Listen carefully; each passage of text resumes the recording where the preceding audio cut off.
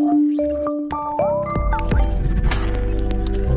वालेकुम students, welcome to our हम dynamic world बेटा क्लास 10 चैप्टर नंबर 4 अरे स्ट्रक्चर का हमने स्टार्ट किया हुआ है, जिसमें मल्टीपल कॉन्सेप्ट्स को हम लोग डील कर चुके हैं।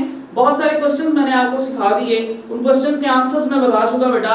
यानी आपको अगर मैं कहूंगा चैप्टर नंबर 4 का फर्स्ट पेज में आपको सिखा चुका हूं, तो ये गलत नहीं होगा। पहला क्वेश्चन क्या था बेटा, अरेज क्यों इस्तेमाल किए जाते हैं, यानी why we use arrays in programming.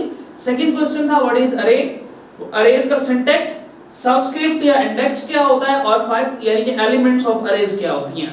आज बेटा हम लोग सीखने लगे हैं अरेज को फिल कैसे किया जाता है और उनको प्रिंट कैसे किया जाता है। सो पहली बात तो ये कि फिल करने का मतलब क्या है। सो बेटा फिल करने का मतलब होता है अरे के अंदर कोई ना कोई वैल्यू को इनपुट करना, और प्रिंट करने का मतलब ऑब्वियसली क्या है, उसका मतलब होता है कुछ ना कुछ वैल्यूज को जो प्रिंट करनी है हम लोगों ने, जो स्क्रीन पर डिस्प्ले करनी है। डन हो गया जी। सो फिल एंड प्रिंट मतलब अरे में वैल्यू को स्टोर करना और देन उसको किसी ना किसी स्टेटमेंट के थ्रू आउटपुट के लिए स्क्रीन की तरफ मूव करवा देना बेटा। अब मैं आपको सिंपल सी बात बताता हूं और इस लेक्चर को खत्म करते हैं बेटा। क्वेश्चन क्या आएगा, क्वेश्चन ये आएगा what is filling and printing of an अरे।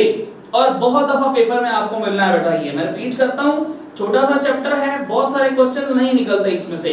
4 से 5 टॉपिक्स हैं और सारे पेपर में आते हैं, कुछ एमसीक्यूज की फॉर्म में, कुछ शॉर्ट क्वेश्चंस की फॉर्म में बेटा, और कुछ लॉन्ग क्वेश्चंस की फॉर्म में।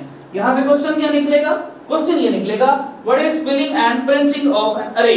तो आप उसका जवाब लिखना स्टार्ट करेंगे। सबसे पहले आप कहेंगे फिलिंग ऑफ अरे का मतलब होता है अरे के अंदर कोई ना कोई वैल्यूज को इनपुट करना, और प्रिंटिंग का मतलब होता है वो वैल्यूज जो आपने इनपुट की हैं अब उनको डिस्प्ले करवाना स्क्रीन की तरफ। सो बेटा आप इसको कैसे बताएंगे, आपने सिर्फ कुछ एक लाइन के अंदर इसको खत्म कर दे रहे, जितना बुक में लिखा हुआ है आप सिर्फ उतना लिखेंगे, इसकी एक्सप्लेनेशन देने की जरूरत नहीं है बेटा। तो आप सिर्फ इतना बताएंगे कि हमारे पास कुछ स्टेटमेंट्स मौजूद होती हैं, जिस तरह के लेट स्टेटमेंट, इनपुट स्टेटमेंट, और आपने एक स्टेटमेंट आपको याद है चैप्टर नंबर 2 में पढ़ी हुई है रीड स्टेटमेंट। ये तीनों स्टेटमेंट्स बेटा वो स्टेटमेंट्स हैं जिनको हम लोग यूज करते हैं बेटा अरे के अंदर वैल्यू को इनपुट करने के लिए या फिल करने के लिए। ठीक है बेटा, आपने क्या बताना है, filling and printing of array is done by let, input and read. अब सर प्रिंट कैसे करेंगे, सो प्रिंट के लिए बेटा सिर्फ एक स्टेटमेंट है जिसको आप साथ यहां बताते हैं। ये फिल तो हो चुका हुआ है, लेकिन अब आपने इसको क्या करना है बेटा, आपने इसको प्रिंट करना है। सो प्रिंट करने के लिए ओनली वन स्टेटमेंट बेटा, जिसका नाम है प्रिंट स्टेटमेंट। ठीक है बेटा, सो ये प्रिंट स्टेटमेंट किसके लिए यूज होगी, ये प्रिंट स्टेटमेंट यूज होगी आउटपुट के लिए या डिस्प्ले करवाने के लिए। इटसेल्फ ये वर्ड भी आप यूज कर सकते हैं, प्रिंटिंग के लिए यूज होती है बेटा। तो हम लोग यहाँ पर क्या सीख चुके हैं कि अरेज को फिल करना है या प्रिंट करना है। सो हमारे पास ये टोटल 4 स्टेटमेंट्स हैं। कौन कौन से बेटा, लेट, इनपुट और रीड यूज होती हैं इनपुट करने के लिए, और प्रिंट स्टेटमेंट यूज होती है आउटपुट करने के लिए। एक छोटी सी एग्जांपल बेटा बताता हूं, देन इसको हम खत्म करते हैं। फॉर एग्जांपल बेटा आपके पास ये छोटा सा प्रोग्राम है 10 20 30 40 एंड 50। एक अरे है जिसका नेम है ABC, उसका साइज फॉर एग्जांपल 3 है। डन बेटा, हमारे पास स्टेटमेंट्स मौजूद है, आपकी मर्जी है। लेट स्टेटमेंट एक ऐसी स्टेटमेंट होती थी जिसमें हम रन टाइम पे साथ ही वैल्यूज दे देते हैं, असाइनमेंट स्टेटमेंट। इनपुट स्टेटमेंट एक ऐसी होती थी जिसमें हम लोग इनपुट के साथ सिर्फ वेरिएबल का नाम लिखते थे, सो यूजर से वैल्यू मांगी जाती थी।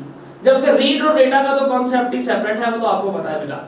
अच्छा, मैं दोनों तरीके से आपको बेटा अरेज को इनपुट करके समझाने लगा हूं, जरा देखिएगा। अगर मैं लेट यूज करूं तो मैं लिखूंगा लेट ABC के 0 इंडेक्स पे तुम स्टोर कर दो 5। देन बेटा लेट ABC के फर्स्ट इंडेक्स पे स्टोर कर दो 7। इसी तरीके से मैं चलता रहूंगा, मैं इसका साइज छोटा करता हूं ताकि एग्जांपल करने में आसानी हो। और देन है जी लेट ABC के सेकंड इंडेक्स के अंदर हम लोग क्या स्टोर करेंगे 9। अब मुझे आपने बताना है कि क्या मैंने इस अरे को फिल कर ली है। अब देखने में आपको लग रहा है ये अरे मैंने ठीक फिल किया है, यही गलती आप लोगों ने बेटा परफॉर्म करनी है। अब क्या है जरा देखें, ABC नाम की बेटा अरे है, साइज आपने उसका बताया 2, इसका मतलब है उसमें 2 डब्बे होंगे, 2 बॉक्सेस होंगे। एक ये वाला और एक ये वाला, और इंडेक्सेस होंगे 0 और 1।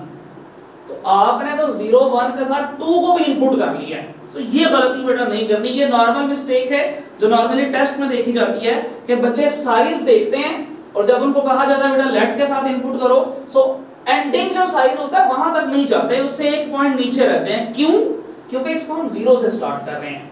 अगर साइज 5 होता बेटा तो 0 से 4 तक इंडेक्सेस को इनपुट किया जाता, साइज 15 होता तो 0 से 14 तक वैल्यूज को इनपुट किया जाता। ये तो हो गया किस तरीके से, लेट के तरीके से। तो आप सोच रहे होंगे सर ये तो 2 साइज था तो आपने इतना कुछ लिख दिया है, मल्टीपल कैरेक्टर्स लिख दिए हैं। तो आप तो कहते हैं कि कंप्यूटर की स्क्रीन पर लिखे जाने वाला हर कैरेक्टर मेमोरी में स्पेस लेता है, सो क्यों मेमोरी जाया कर रहे हैं सर?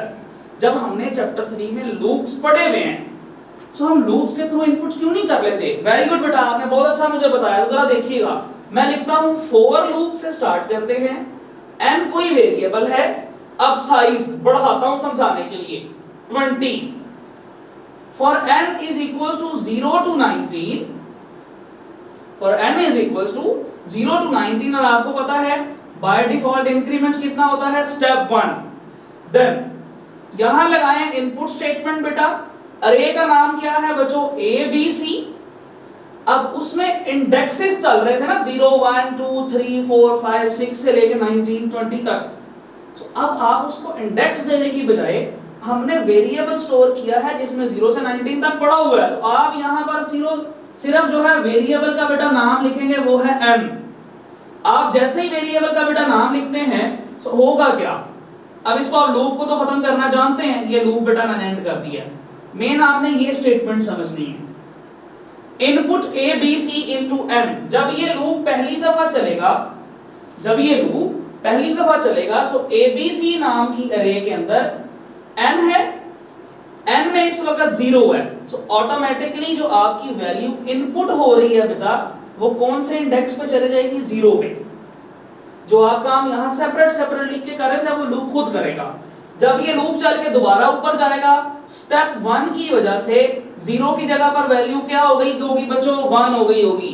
सो यहां पर ऑटोमेटिकली क्या आ जाएगा, 1। तो जो वैल्यू इनपुट होगी इस स्टेटमेंट की वजह से वो 1 इंडेक्स पे जाएगी।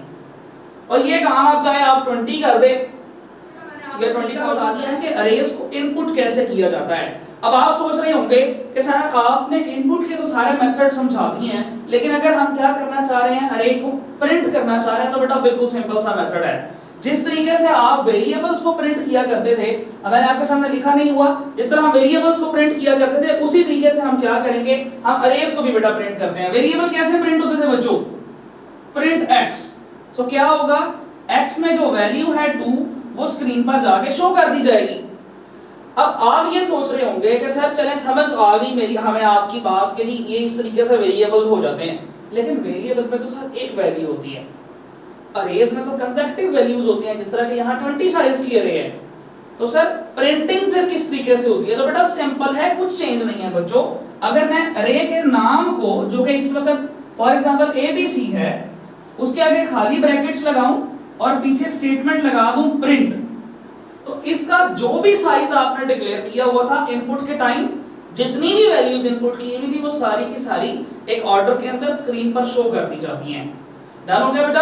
अब यहाँ पर एक और कॉन्सेप्ट है कि सर ये देखें, अगर आप हमें समझाएं सही तरीके से, सो अगर इस अरे का साइज 3 है, इसमें 3 5 और 1 पड़ा हुआ है, ये 0 इंडेक्स है, ये 1 है, ये 2 है। अगर आप इस Z नाम की अरे को प्रिंट करते हैं तो स्क्रीन पर 3 भी आ जाएगा, 5 भी और 1 भी।